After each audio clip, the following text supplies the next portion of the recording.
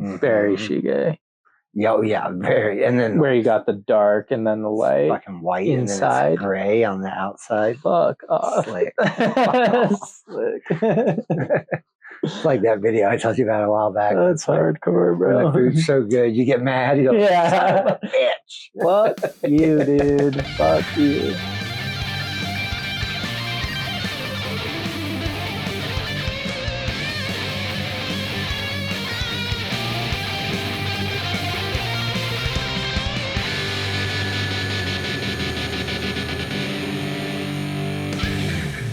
Welcome back. Hello, everybody. Good to see you all again. Welcome back to the Not Famous Tattoo Podcast. I'm Dray. I'm Josh. And we're going to host a show for you today, as usual, as always, I guess. Yeah. So far, as always. Anyway, today we're kind of a little bit more on the customer experience part of the side of the coin, as it were. Expectations when you go get a tattoo, when you walk into a tattoo shop and you say, I want to get a tattoo. There's a lot more to that. There's, are you looking for a custom tattoo? Are you looking for something you saw on Pinterest? Are you looking for gap filler? Are you looking for background filler? Are you looking for a redo, cover up? Sleeve, body full suit. Sleeve, full body suit, just a little banger guy. Flash off the wall. Yeah, there's many options. And I think today we're going to showcase a couple of tattoos that Josh and I found on the interweb and kind of talk through like the process of what these two tattoos likely looked like as far as how they did them. And then we'll kind of discuss our process with similar projects, large scale projects. Yeah. And we will be putting these pictures of these works that we're kind of looking at today on the screen. And then we'll also cite the artist as well. Yeah, buddy. You want to kick it off with your findings? So we all know the guy or girl or whatever that walks in the shop and is like, hey, I want a sleeve. You got time for your sleeve? And it's like, no. But it's 5 p.m., my guy. Well, and then the follow-up is always, it should only take like 6 or 7 hours, right? And I mean, this is for someone that like has probably never been tattooed, wants to get a sleeve, doesn't really know what goes into making a tattoo. And right. What I would probably say to that person is like, let's sit down, talk about your ideas, book a date. Because the drawing alone for a sleeve is going to take more than 5 hours if it's custom drawn rather than. Yeah. We'll go into the details of whether you're getting realism or traditional or whatnot, because that process for making that is different. Is completely trad different versus realism or whatever. Yeah. But today we would start with someone that's basically walking in, asking you to get their hand done, has existing tattoos on their arm, and wants something custom for their hand. Yep. And likes floral tattoos. Yep. So we chose a picture of a rose that an artist freehanded onto the person and basically put it in between tattoos so that it would fit the space really well and fully cover the entire area. Mm-hmm. So we're just going to go through basically what that would look like to start. So you can see on the screen there, it's a super nice looking rose tattoo. I'm going to go do it on my phone just to be able to reference and talk about it. This artist did freehand it. One of the things I like, and I think one of the reasons he may have, or she, is it a he? Yeah, it's a he. Decided to freehand this tattoo is like use the whole space, right? And he's trying to fit in stuff like going up on the wrist and that sort of thing. I like that a lot. Freehand's a way to go. If you're capable of freehanding, like it'll save you a lot of time as opposed to like taking a picture of the hand and trying to make a stencil that works exactly around it and then sizing that stencil too. Mm-hmm. which I think is a great way to go if you are trying to like, what would we Perfectly fit a space. technically call that a gap filler? Maybe. Yeah, I mean, it is a hand tattoo, but it's filling gaps. It is filling gaps. So I would consider that a gap filler. Like it's a hand tattoo that extends onto the arm in between other tattoos. And yeah, I mean, freehand to me, especially with a traditional piece or a rose like this, freehand for sure. Or stick the bud of the rose on the hand and then draw your leaves and your buds coming off of it. Like if you don't want to freehand the entire piece. I mean, there's a fair amount of tattoos that I do that way. I'm sure you're the same, where you like, maybe you stencil the main point or points of that tattoo, whether it's a hand or a full sleeve even. Or maybe a lot of times I'll realize like I'll have sketches ready of the main components for each client that I'm doing a sleeve on you. Mm-hmm. And you got a tiger on there and a raven or whatever. Maybe I drew those and I like the way the drawings look. And those were just to show you, like, this is what your tiger is going to look like on your sleeve. This is what your raven's going to look like on your sleeve. But maybe I intended to freehand the whole sleeve. But there's been times where I'm like, you know what? I'm just going to build the stencil out of the tiger and the raven, and then I'm going to freehand in the sky and the trees or whatever else. Yeah. I think that's probably the best way to go. I mean, I see a lot of people taking like wax paper, essentially putting it on the whole arm, drawing the arm, getting their grid, roughing so they know how big it is, and then they'll put that on their drawing table or their iPad, and then they'll sketch the entire design. But then, I mean, sticking an arm sleeve stencil rather than the Raven tiger approach, like if they wanted the full body tiger, I think it would be cool to like coming down the arm with the hands on the inside and then the raven on the outside. And from there, we're going to, like you said, get our leaves, our branches, our sky, our wind bars, whatever we're doing. Whatever like else is that, I want to just trace on the body to like match the shape of the body and fill the space most efficiently. Right. And I think if a lot of artists are doing freehand work out there, it's important to know, like, make sure you're freehanding with the intention of like giving that client the best tattoo possible, meaning it's going to fit their body exactly, but also having the, what would it be? Humility or the realization of knowing when you're like, you know what? I've tried 2 times to freehand this tiger. I really like the drawing I did. I'm going to go ahead and just stencil that out. Like, don't freehand just with the intention of like trying to show off or whatever. Definitely. Or if you do that, know when you're being overzealous. You're not winning. and be considerate of the client to give them. Yeah.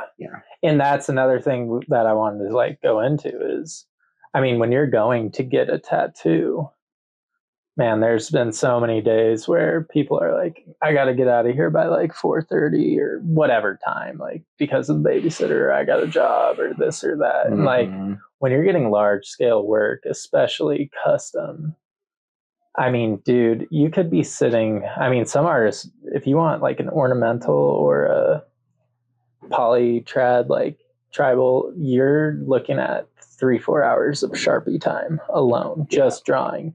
And then say the artist, there's some artists that'll draw a whole sleeve and be like, I don't really like that. And then alcohol the whole arm and start over. And I mean, in a lot of situations, you're not paying for that Sharpie time. A lot of artists, some do charge for it, some don't, but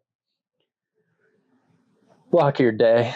I mean, tattoos take a long time and don't rush it, especially on that first session, like Josh is saying. Like that's our like ground lay session where we're let trying them to get like it in and don't. Yeah, because I've done that on back piece where I like spend 2 hours drawing it, and I'm like, I can do better. That's not it.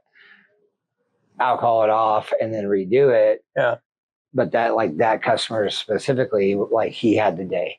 Right. Whatever we had to get done, and hopefully going into when you sit down, how many hours you got today? Like, what are you looking to do? You know, I mean, Right. I need to know how much time I have, because that is going to completely change my process depending on what we're doing and how much time we have today. Well, on that layout day, right, where you're like laying out the bones of the sleeve or the back piece, whatever it is you're working on. I mean, that could be a 4-hour day. It could be a 9-hour day. It could be a 12-hour day. You don't know. You don't know. You're going to find out along the way. And that's why, to Josh's point earlier, like, if your client can have the whole day for you, best case scenario. Yeah, especially on sleeves, legs, arms, back, chest, like neck. If it's going to be a more than a 5-hour tattoo, just to like line it all out and get some shading in, right? You need the full day, I'd say. Yeah. Like, take the day off. It's time consuming. I mean, we all know a lot of people that don't have tattoos think tattoos take an hour. And I mean, some do, but. Well, I think a lot of people get that. You guys got time for a sleeve today? Should only take you about 4 hours. They're getting that from watching all these reality TV shows where it very much gives that impression.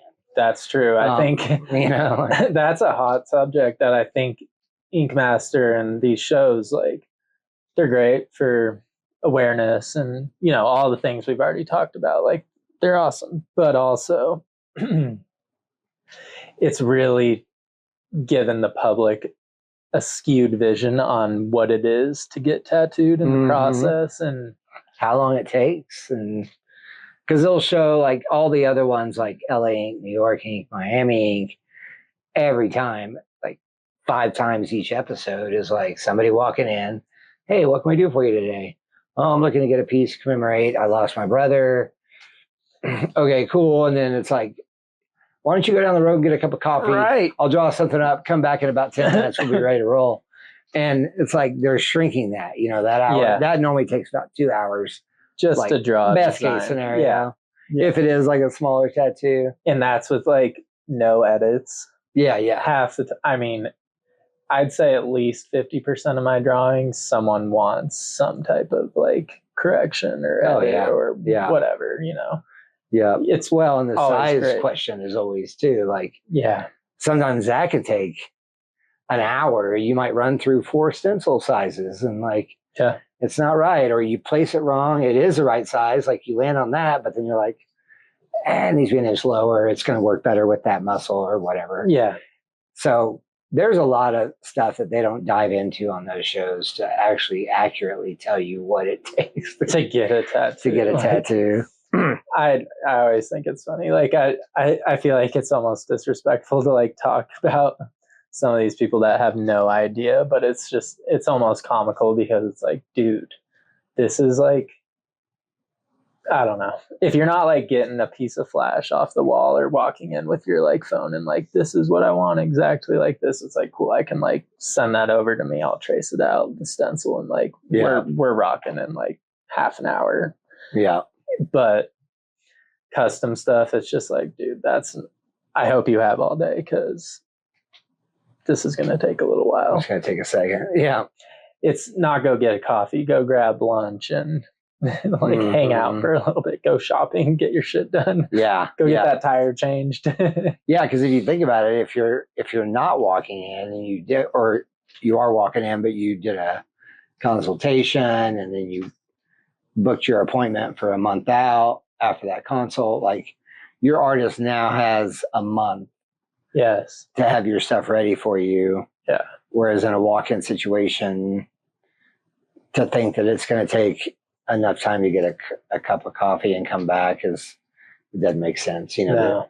It's always dangerous too, because like walk-in comes in, you got an appointment 4 hours from now. It's like, I could squeeze this in if it's like perfect storm where they know exactly what they want. I can rip a stencil pretty quick, but like, I don't know. It's sketchy. It's sketchy. It always takes longer. Then you got, can I take a break? I need to pee. Oh, this is hurting. Like, you know, like it's, I mean, you're playing with fire with walk-ins when you already have a scheduled appointment. Yeah, especially with that, like, there's a lot of unseen, as like you just said, like, You don't know how that. Can I see this sit on multiple parts of my body? Oh yeah. Oh, bigger, smaller. Like, I mean, to print one stencil, cut it out, clean it, shave it, put it on the skin, 15 minutes. Could be less if you're super speedy, but right. Every stencil you place, 15 minutes, 15 minutes, 15. Oh, this size, this direction, that. And like some people just like are super cool. Like, I trust you, stick it wherever you feel like. Yeah. And then you have the like, can we go like an inch to the left? And then you go an inch to the left. I kind of like. I like where it was. That's more common than not. But sometimes that's what they need to see that. Yeah. To make that decision. Right. And that's on that note. That's another like potential pitfall with freehanding. Yeah. You know, I remember one time a couple of years ago, I freehanded I think it was some sort of bird tattoo on this girl's thigh. And luckily it was like on kind of a big thigh and it was like relatively flat because I Sharpied it. It took me about an hour and a half. And I was like, all right, go check that out in the mirror. And if you like it, we'll stick it. She looked at it in the mirror and she was like, I want it like about 4 inches bigger all around. And I literally took a picture of it, blew it up on my iPad, reprinted, stenciled my Sharpie and stuck it. And that's right. That's actually a fire way to do it.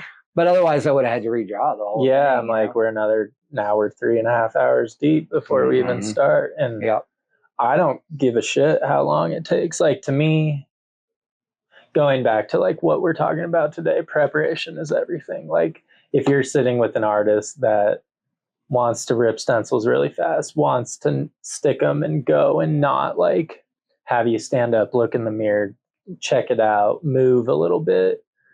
If they just want to tat, like, I don't know, be wary, just because I've had plenty of tattoos like that where I'm like, fuck, I wish I would have just spoken up and like had it been moved or whatever. That's probably more common in like a street shop, it is. That's because they're trying to churn and burn. Where they're not, they don't care. They probably never seen you before, and they'll probably never see you again.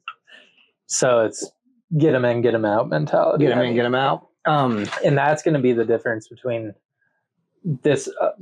Again, what we were talking about is like, if you want large scale work, especially when we dive into the sleeve that Dray chose, for example, we'll pop up a picture, like, that's not a tattoo that you can walk in to any shop in America and get on the spot. It's just, you need to be, now that you know what style you want, and let's say it's that painterly realism, we're talking 10% of the artists in the world, maybe on the high end, that tattoo that well.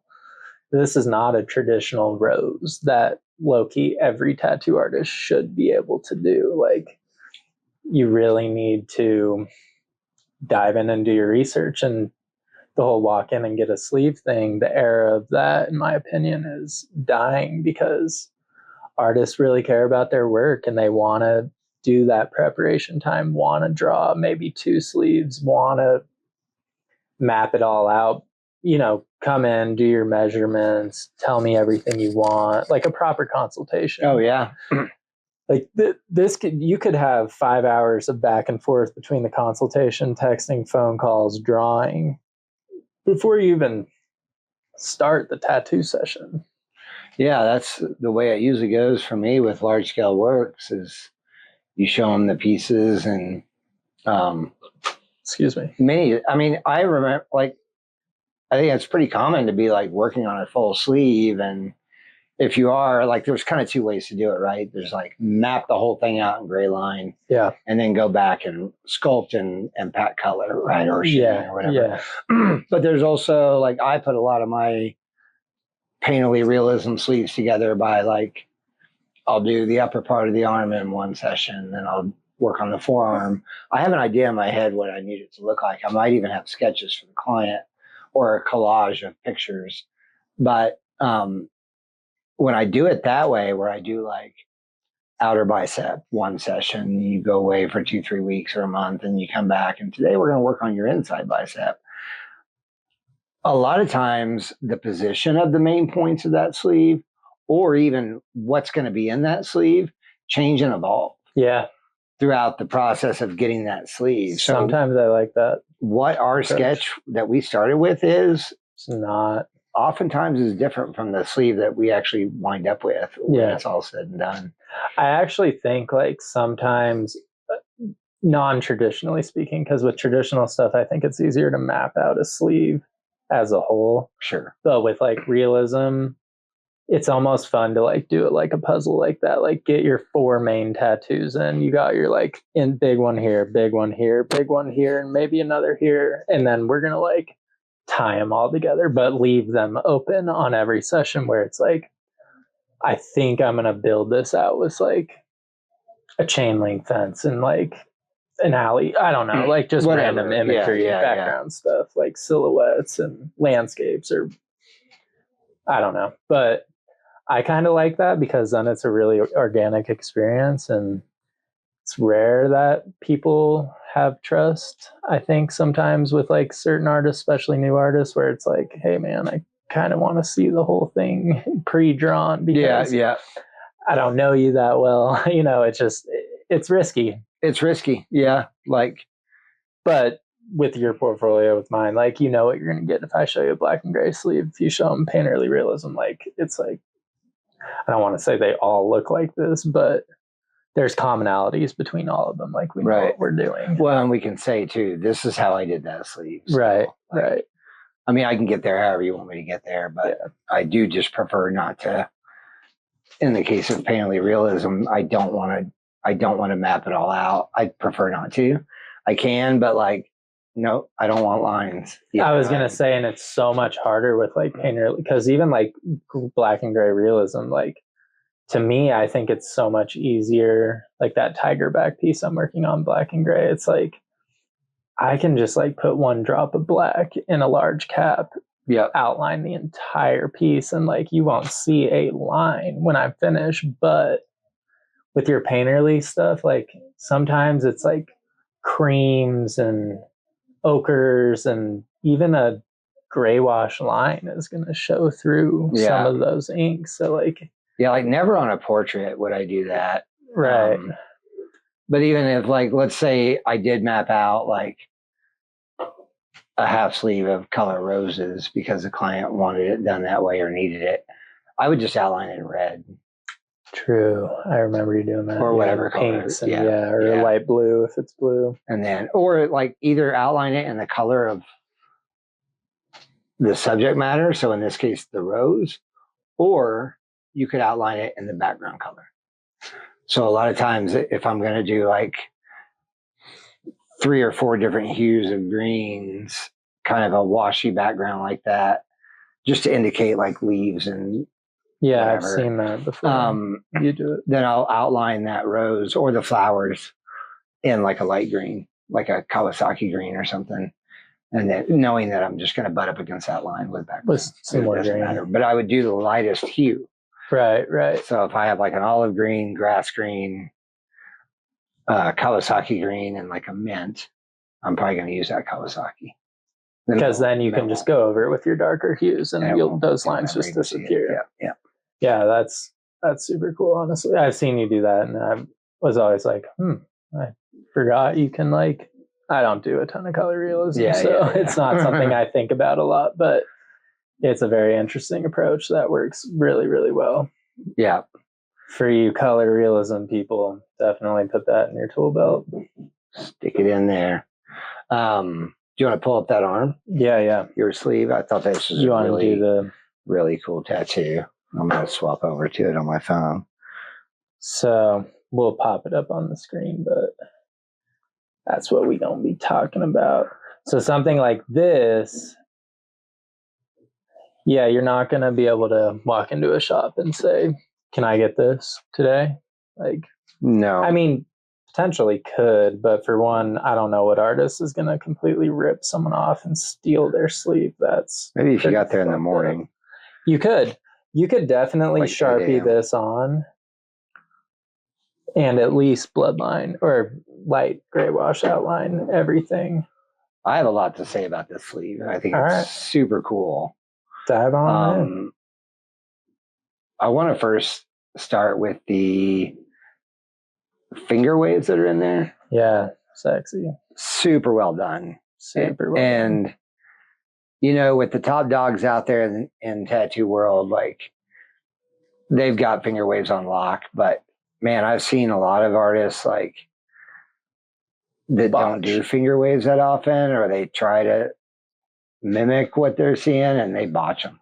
Yeah, dude. Just bad. Like no flow, not right. Wind bars and finger waves, let's just say Japanese backgrounds, there's a way to do it super cool and right, and then there's just I don't know, this is just me, but I feel like I study a lot of that, and there's so many artists that like get the main image down, like the foreground, and then all the background is just kind of like, it's just background, and it's just choppy and not like even and nice, and I'm just like, bro, I mean, that, like, your mask looks sick, but that background is so fucked up, beat out. In what we were taught at the old shop, like the flow of the tattoo is really fucking important, and like we'd get hounded if we were crossing like muscle groups the opposite direction and like the flow was all off. It just like, I don't know, I feel like where we learned backgrounds, well, the whole piece was really fucking important, but I mean, I was always taught there was never neglected. Yeah. So 2 points on that, if I may. Like, I was always taught at that, and you too, at that other shop, that, you know, each individual body part is made up of S curves. Right. And if you go against that grain, it's like terrible. It just looks like shit. One of the guys at that old shop posted something on his Instagram a while back, and it was like just cut right across that S curve, like the opposite way. And I'm like, okay, interesting choice. But like, it's crazy how like most people don't really know that. But if you see a tattoo like that where it does go across those natural S curves, it's just like, look at me, I look really terrible. I didn't do it. It's not good. It's going back to the last episode of like having art background is important, and like not just studying tattoos, but studying paintings, and like, because everyone will tell you, like, who's like an oil painter, your eyes, lips, and nose are very important. You could nail those 3 things in a portrait, and the rest can be kind of loose or like have false edges and things like that. Mm-hmm. But like the eye, our eye, the viewer's eye, is always going to go there first. Towards face, in the center. And then from there, that's the artist do whatever they want to carry your eye to different parts. It's like, it's a roadmap, and like it needs to have flow. You don't want to just like have like really crisp shit here and here and here. Like you want a focal point, and then like blur some things out, and you know, focal point's important. Like, and when you look at that tattoo, like those finger waves and even the motion of the cherry blossoms, like that artist nailed that. It's working exactly. You can like see with that the curve of that body. And then the other thing that you brought up earlier about the background, like putting the main points in, and then you just kind of like half-ass the background. Like your background's purpose is to support your foreground, right? So they should always work together. Neither one is less important. It's harmony. Neither one, it's harmony. Or it's not. And it's just fucking, and everyone knows, like, you could be like an amazing singer, but your band sucks. Like, it just sounds like noise, no matter how good the singer is, or vice versa. Flip it. It's the whole reason singer, good band. Like a guitar player, a bassist, a drummer, and whatever else. It works in unison. It's a unit. We're a unit, guys. It's one thing. So, like, and if you want to do a tattoo without background, there's plenty of them. Right. That's what bangers. That's what do a trad piece. Like, just do it. Doesn't have a fucking background. Fucking rose, like, and you don't need it. This is a great example of a really hard Japanese sleeve that has probably taken years and years and years of studying and doing to be able to create something like this. We all know, like, there's Japanese artists or not Japanese artists, but artists that sometimes do Japanese that obviously haven't studied it, and their finger waves are all up, and it's just one of those things where you really need a good education on Japanese tattoos to pull that off. Knew exactly what they were doing. Another thing I think is very special about that sleeve is there is the line between the foreground and the background is super blurry. Yep. There's not a clear cut focal point. Like you don't know what's the background or the foreground. Right. And there's not 2 or 3, like we talked earlier, big subject points. No, it's all one. It's all the same thing flowing up and down that arm and around it. And man, I just think it looks super cool that there's like no really, I mean, like he's got the koi fish at the bottom kind of done in white. It's technically the background, but it almost seems like the foreground. Right. Like playing with the juxtaposition and the layers of the leaves and the waves. That's right. Out of 100 artists, 99 of them would have made a bigger deal about that koi fish. For sure. It would have been like hard outline. Yeah, hard outline. One of the main points of that whole sleeve. And I like how it's like you just said. Subtle. Is it background? Is it foreground? Is it? I didn't even notice it. Yeah, right. Really? Until I was like, holy shit, bro, that's fucking cool. Yeah, it's like, I mean, super slick, man. Whoever did that, and we'll shout out, but butter crushed it. Super cool. Very cool. Very nice. So like that's kind of what you want to see. I mean, if you're going in to get a sleeve, it's kind of nice to see something they've done really fucking nice. Like, I mean, everyone needs to start somewhere, and you may be seeing someone that's never, like, I don't do a lot of Japanese traditional sleeves ever, but I like to study them and I like to look at them, hence why I chose that for our talk today. But it's 1 second, guys, sorry. And it's like going back, we can pick back up. Yeah. Like preparation, dude, like really knowing what you're gonna do before you do it. And I'm all about like working on the fly and letting things unfold, but something like this sleeve, like it was pre-drawn. Oh yeah. Sharpied on or part stenciled. He had a drawing of that, I would assume. Probably a really thin outline. Whether he stenciled or Sharpied at the end of the day to get there, but like who knows? But either way, at least he had a clear direction, I would assume. And I think if I was getting a sleeve by that dude, I'd just be like, go. Same. You do you, boo-boo, because you're creative as fuck. Yeah, I don't give a fuck what you put on me, dude. Like, and that's the other thing too. Like, if you are working with a new artist, but you've looked at their portfolio and they got heavy hitter shit on there every post, or the majority of them are like super sweet, and you notice things like, I would have never thought of that. Oh shit, how he hid those koi fish. Like, I would have never thought of that. Like, if they're that level of creativity and like they're blowing your mind just like looking through their Insta, let them, don't try to reel them in. Don't try to hold them, their arms behind their back. Like, tell them loosely, like, I want a tiger and a raven, but then like, let it ride. You get there how you need to get there. Yeah, bro.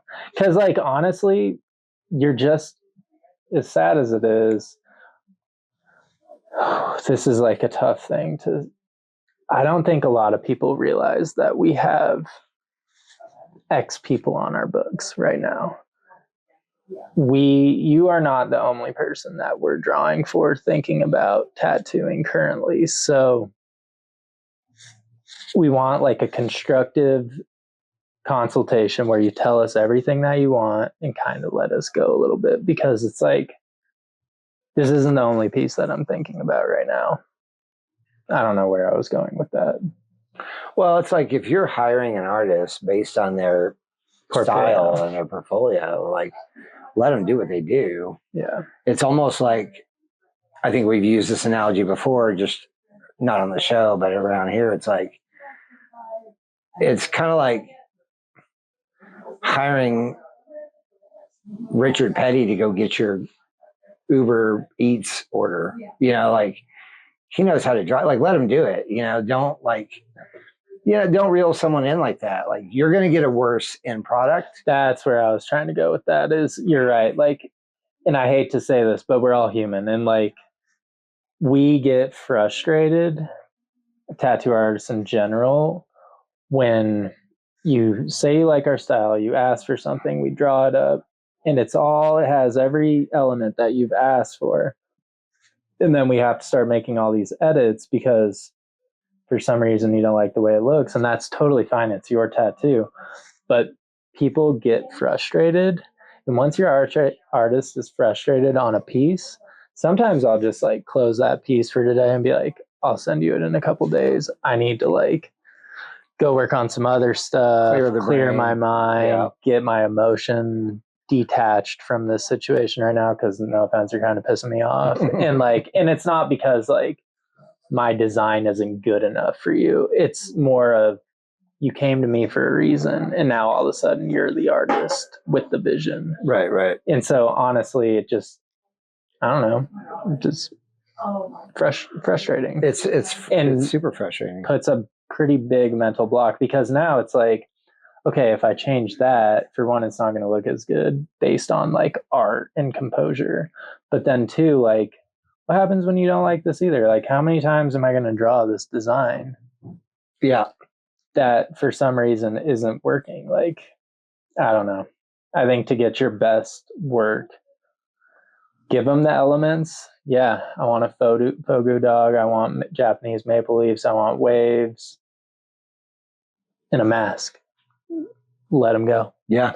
And if you really are particular about it, you want the mask on the forearm, you want the fogu on the shoulder, cool. Like, easily can work with that. Yeah. Like, rearranging, you can be specific about what you want whatever, where, but I agree with Josh. I think you'll always get the best tattoos, large scale specifically. Large scale speaking. Yeah. I mean, you chose that artist for a reason. And nothing, like, I know artists that won't even do it. Like, they're like, you come to me with a plan or with an idea, whether that is simply your subject matter that you're looking to get tattooed on your arm or wherever, or you're trying to say something with your tattoo, right? Like trying to tell a story with it. And there's a lot of artists out there that will tell you in the consult, like, cool, thanks for your ideas, thanks for your suggestions, thanks for your story. I'm going to get this done the way I think it's going to look the best. And when you come into the tattoo appointment, you'll see it. And we're doing what it's my way or the highway. Yeah, totally. I mean, there's a lot of tattoo artists out there, and this is mostly the bigger names, but you're not, there's no revisions, there's no redraws. Right. Like, this is what you're getting based off what you asked for. Yeah. You asked for my style. You came to me. Well, and the craziest thing, like, oh fuck, I lost my train of thought.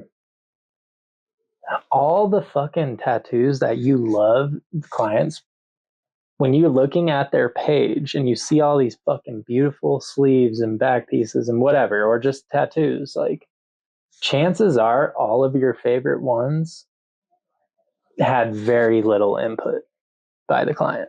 That's a very good point. You know what I mean? Like, whenever I have the, like, dude, stick it wherever you want, do whatever you want, I just want like the Grim Reaper, whatever, and I do it my way, they're like, dude, this is like my favorite tattoo. And I'm like, same, for one of the ones that I've done. And it's like, probably because you just let me do my thing. Like, we've been artists for 20 plus years, we've been tattooing for over a decade. Like, chances are we know better than anyone that's never tattooed or made art. You know? Yeah. Like, our catalog in our brain of how to make shit look cool is probably a lot more vast than right dude that is a soccer coach or whatever, you know. Right. And I think a good point of evidence of that is like when two tattoo artists, one's tattooing the other guy, or they tattoo each other. That's always super interesting. I mean, that's a fight, you know. Or it's like, this tattoo artist is like, the one getting it The is clash. like, I've already drawn it, bro. I know what I want it to look like. And the other artist is like, I'll be sick if we did this. And the other artist that's getting it is like, that's not what I want. Let's just do that. Or whatever, like. I feel that way when I tell mean, you when you're tattooing my back, and I'm like, "Fuck, I want you to do your thing, dude, but I also want an input." Like on my own bag, like my chest piece, like every tattoo I have that another, well, obviously a tattoo artist did all my other tattoos, but like, true. I mean, but you got some before you were a tattoo artist. That's true, and those were just like whatever. And I very much let them go, if that was the case. But I've also been fucked up letting artists just do their thing, though. Yeah, I will say, like, so that's where like checking the portfolio is really important, because the ones that I got fucked up when I was like, just do this, and they're like, okay, they were just street shop artists that probably had no business doing a portrait or whatever the fuck that I was asking them to do. Well, how many times have you gotten a tattoo or you have a client that wants a rework or a cover up, and they're talking to you about the tattoo that you're going to be covering up or reworking, and they're like, and then like I said like dragon, but this artist did like a fucking unicorn. This is more of a eel or whatever. Yeah. Like, I don't know why they did that. Like, how many times have you heard that? Like, I don't know why they did that. They didn't tell me they were going to do that. I don't know why they did that, I don't know why. And that's cool when it's a fucking sleeve to like, oh, I'm going to add a couple finger waves down here because this like just solid gray background's kind of boring. And now I'm going to run that by you. Hey, do you like, what do you think of this idea? But like when it's just like a little tattoo and people start like adding shit or just doing shit, like it's like, yo, dude, like this is a 2.5 hour tattoo. There's not a lot of room for like adjustments on the fly. Like, why are you adding a background to my like fucking rose? Yeah, traditional rose right now. Oh yeah, like I wanted patchwork. Now I have like gray wash in the background, and now I gotta gray wash my whole fucking arm in the background. Or put a frame around it or something. Yeah, that's good. They've meshed. Yeah. But yeah, that was just funny. I thought, fuck. But, so then, like, do we have ideas on how that artist? I would think so. If I were gonna approach this just the way I've seen Japanese artists approach it, like I'm assuming they probably saran wrapped their arm, drew the grid of the lines where the elbow is, where the foreground shoulder, and then had that template, put it on a big piece of paper, drew the whole sleeve out, showed the person the outline, and then Sharpied it on the arm and bloodlined it first session, and then went in with thicker lines in the second session and started shading. A lot of Japanese artists shade the background first, actually. I don't know why. Maybe because their blacks are already out. And fuck it, why not? Yeah. Have you ever gray washed a large scale tattoo and then actually reworked or covered up some of your gray lines with something different? Yeah. Because at some point during the process, you were moved to make a change. Like, let's add a chain right here. I'm like, good thing I fucking gray washed that, and not like black background it or heavy wind bar or whatever, because that would not work anymore. Yeah. I don't know. I like to work black to light, unless it's a wave. Like I do too. There's no black. Once you know you're committed to that design, then put your darks in on the outline day if you want to do that. Yeah, exactly. But my nice fades out because the black's already out. My like gray wash setup, like those colored, I would say those maple leaves were probably the last thing that were done on that sleeve. I think all the black and gray shit was done first. I don't know. No, I would. That's how I would have done it. I think a lot of like I've told clients so many times, like let's not work on that part today.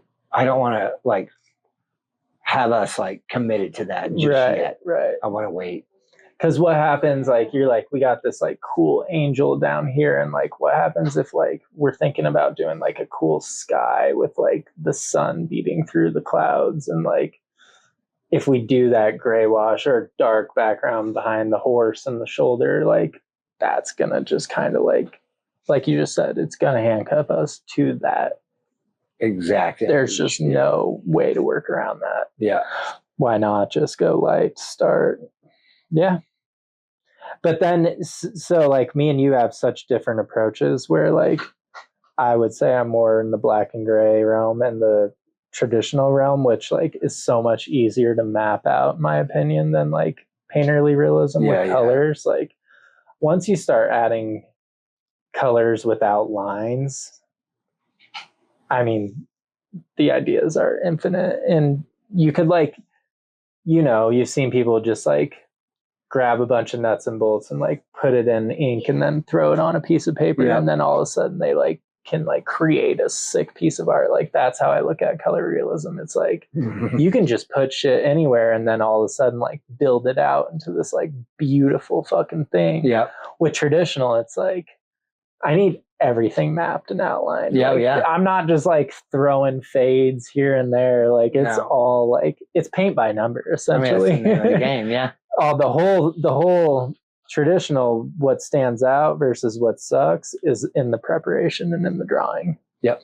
With color realism, you could be like, "Ooh, I'm liking the way this like fade on the face looks like. What if we added like a nuclear blast and then it had like oranges and reds on like the cheekbone, and it's like almost like catching that light from the fire, and all of a sudden, your gears are just like turning and fair amount of doing some cool different shit than you thought. Yeah. Fair amount of, at least the ones I've done, like large scale color realism tattoos, they evolve. They evolve as you're doing them. What you started off with might not be what you end up with, you know, and it'd be in the name of a better tattoo. Yeah. But even a 10-year touch up, they got a whole painterly sleeve. Hey man, some of my oranges fell out, whatever, you know, sun, light damage. You can just start almost reworking that painting into not something completely different, but you can add like cool new shadows, cool new lights, like, I don't know, like highlights. It's just the options and the direction can change infinitely as you're going. Yeah. Rather with something like this that we just showed, like it's pretty cut and dry, man. Like the blacks go where the black goes, the reds go where the red goes, gray wash goes. Like it's once it's there, you're committed to once you're lined out, like that's the only touch up you're ever going to get is adding some oranges where the oranges faded or some black on the elbow where it faded, but like we're not like changing anything. Yeah. So that's cool. But yeah, now we got Dre chose a cool fucking sleeve, Salvador Dali homage, oil painting. Yeah, so you can see in the picture there's a couple of portraits of him and fucking gangster. Some of his paintings and I didn't even. I love the paint tubes up top. Yeah, I think that's really cool. It's just I think it's creative and like it's beautiful. It looks like an oil painting for sure. It's extremely painterly style. Fuck yeah, it is. I know this is an artist I reference frequently. Who is this? Laura Juwan. Laura Juwan, crushing the game. Very unique style. This is one of those ones where I wanted to say, you walk into a shop asking for a sleeve like this, you're going to get some fucked up shit. Go see a specialist. Yeah. But I don't know. I would doubt she started. I mean, you could walk into our shop and ask for something like this because Dre's here, but like, I ain't fucking doing that. Keep that shit away from me. I like to look at it, but yeah. Well, so how would you approach? That would be, I would do each section, each portrait or each painting of Salvador that is in that. I would do, that would be a session, each one. So like the paint tubes up top. Build it from top to bottom to top. I kind of would jump around. Care? Yeah. I would get the main, like figure out where we want the main part. So like Salvador's face, the paint tubes. It looks like there's a girl portrait down there. Yeah, I was like, is that a Salvador like painting or sculpture on the forearm? It might be. I think I recognize that. But then I like I don't know what this is, but I almost think it's like a mountain range and the landscape underneath. Yeah, I wonder. That's the other cool part about like painterly realism is like just like a painting. The longer you stare at it, the more you start to see. Oh yeah, he's got paintbrushes, or she's got paintbrushes little in palette here. knives. Little palette knives. Yeah, the mountains and another kind of faint portrait of Salvador on the hand. It's almost like he's like tripping out, bleeding away. Ridiculously well done. And highly this saturated. Is not a girl face, but a mask. Girl, not a girl face, but a mask. Yeah, it was almost like, is that like a thing. Ganesh, like a golden Ganesh? And then I think that's his signature. That's what I thought too. Yeah, it's just, that's what I would have done. It's like here. So start with the main portraits here, and then build the background. Yep. Oh yeah, that's what I was looking for. They've got one of his paintings on the inner bicep there. I always loved that. One of his surrealism. I really loved that. I always wanted his like giraffes or the elephants with the long ass legs. Yeah. I just never knew where to put it. But I think we've all tattooed those probably. Yeah. It's just hard because it's like, unless you incorporate it into a big ass piece, it takes a lot of space on the body. Oh yeah. If you want it big. Yeah. And then it's like, okay, like, do I do a background around it, or do I treat it like, oh, you got these really long legs? I don't know, that just take up fucking 10 inches on the body, and that you can't do a big piece now around. I'm like, I don't. I love it, but I'm not doing that one. that's how I would approach it, and all like print a stencil either with the fancy stencil maker of the actual portrait, or just print the portrait on a regular printer. And then hand stencil it. The stencil. Yeah, this is like what Dray really specializes in, I'd say, is this type of tattoo. And it's rare. We were talking about it last night, and I thought it was really cool that he chose the sleeve because, in my opinion, few artists, for one, you have to be a traditionally trained artist to pull something like this off. Just knowing the rules of oil painting and how you don't use black. There's no black really in nature. And I see like there's black underneath the chin in that ink cap and underneath that vial of... Yeah, a little bit down here. Oh, and then his mustache in the hand, in the nose, because this artist was fucking good at their job and knew that black on the hand probably wasn't going to hold if they used a non, like you could get away with like a dried blood potentially.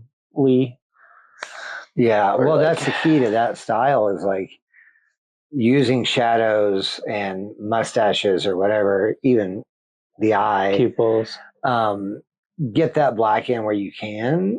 You have to adjust, right? Like in a painting, I think we've discussed that before too. Like you don't need to have the black is black. The black's in there. Like the darkest I use is Payne's gray. Yeah. Which is, it looks black when it's sitting next to other colors. But if we were to put a black streak on the painting, it would look so black. Like, Oh, yeah. And it almost looks unnatural. But I think in tattoo, like to Josh's point, like there needs to be some black in there to hold it together. Yeah. You got to increase the contrast. I think another thing she uses a lot of color theory to kind of keep that thing looking good over the years. Yeah. Those highly contrasting colors next to each other and highly complementary colors next to each other are going to help with that. Yeah. Like I am in no boat to be critiquing someone of this ability. I would say though, like there are parts that I would have personally put darker colors, like the nose and the lips of that golden thing. Just knowing it's the forearm. Well, this person may work inside and not have a lot of outdoor hobbies, but like when you get into this area, like we need more definition because those yellows and oranges, those are the first colors to fade. I would use more dark in that sleeve too, but. And this is a great tip for clients where when your artist says, I'm going to go darker today with a darker color, let them do it. because it may not look like that in the reference, but 2, 3, 4, 5, 10, 20 years down the line, it will be the color that you wanted it to be. The artist just had to go dark today to hold that, to get that tattoo to hold up over time. Yeah, yeah. The Eternal Ink color, Dry Blood, comes to mind here. Yeah. Where like it looks black. It looks black today. But even after it heals. 2 weeks, yeah, it's the darkest red essentially you could imagine. And it lightens up significantly. And then in 10 years, it's still got. We're nowhere near lipstick red, still got but that it's holding power. Yeah. It's a red now. So tattoos age, colors lighten. Listen to your artist when they talk to you about that stuff.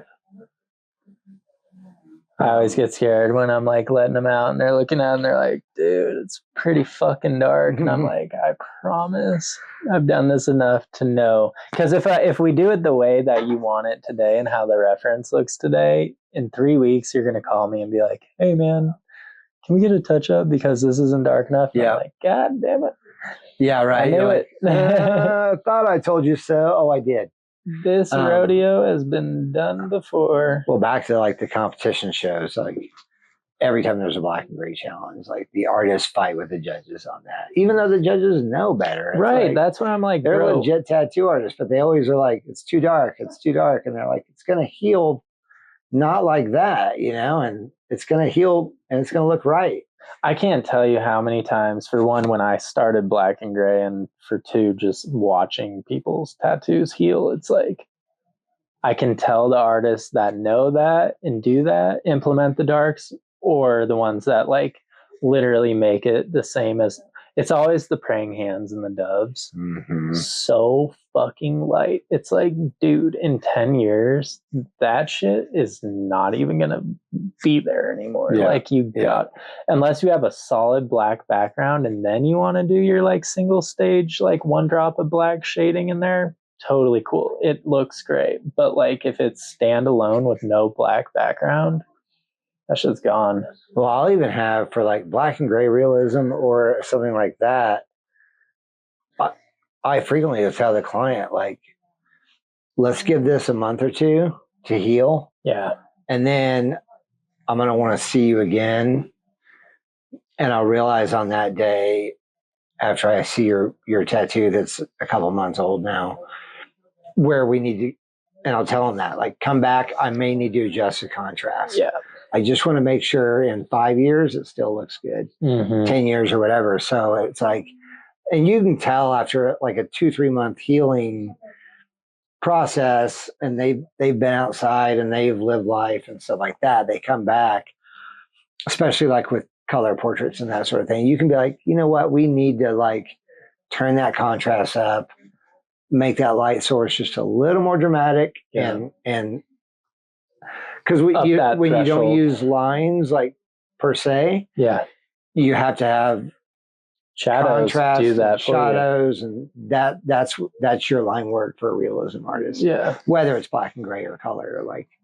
I don't know if you've ever like played with Photoshop or anything, but like the threshold tool, it basically makes your blacks blacker and carries them further. Interesting. So I haven't, but I should. It's cool, like looking at a shadow like this on the bottom of the arm, that's like going to be light gray if you're gray washing, but if you up the threshold, it'll bring it further up and then darken it significantly. And so I'm always thinking like, I just need to up the threshold on all this, like carry that shadow just that much further and have it be that much darker on the bottom, because like I've just seen so many of my fucking tattoos come back in the beginning flat. Oh yeah. Like you're being careful. You have a mentor like we did that is like work light to dark and is super like keen on staying light. And I'm kind of like, I want to drop my blacks in and then fade. Like, anyways, it's just, there's a lot of ways to approach painterly or black and gray, and that's what we're here to talk about. But yeah, man, that contrast, high contrast is very important when tattooing. I think line work is your, it's the bones. It's the bones. It's what's going to hold it together. Bones, son. Yeah, it just falls apart. Anyways, we got some more tattoos we'd like to show you, but I think we're running out of time today for that. Yeah, we can maybe let us know if you like talking about tattoos, because it's all we do is look at tattoos. So we got plenty to look at and talk about if you guys like this. It'd be great for the comments. Drop it in there if you like. We're happy to do more of this. Maybe even more like spending less time on the process of what we think happened with this tattoo or how we do large scale, but like maybe actually like looking at really good tattoos and pointing out the reasons why they're sick and captivating. And so, yeah, if you want to see more of that, drop that in the comment. Yeah. The tattoos we looked at today were done by shout out time at Laura Juan Art. And then do you have the other guys? It's on my phone that's filming this episode right now. Let me see. Shit.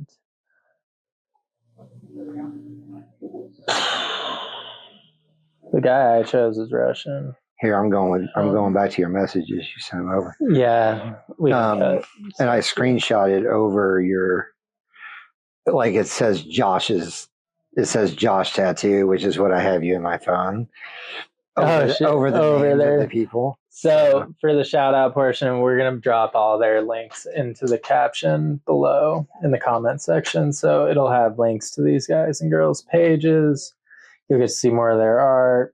Just want to make sure that you guys are okay. Yeah, finger wave sleeve was Andy.Molotov. Russian artist, I believe, that or Ukrainian, I can't remember, but so he was fucking that guy. Beautiful. I'm gonna give him a follow if I haven't already. Super sick work. How many times do you go to follow someone and you're like, oh shit, I already followed that dude? And the rose one that I found was on a tattoo page, and it's so deep in the comments. The person that posted that didn't even do a good job shouting out the artist, but we'll make sure to put your stuff in there. We'll definitely do that. We'll have a link to all three of their Instagrams and portfolios for you to check out. So, yep. All right, guys. Thanks again for joining in. And like, follow, subscribe, share with the homie. Share. Like, that's what we need from you. Yep. If you can. Helps significantly. It does. And takes no time. Yeah. All right. Thank you, guys. Love you, dogs. Peace, love.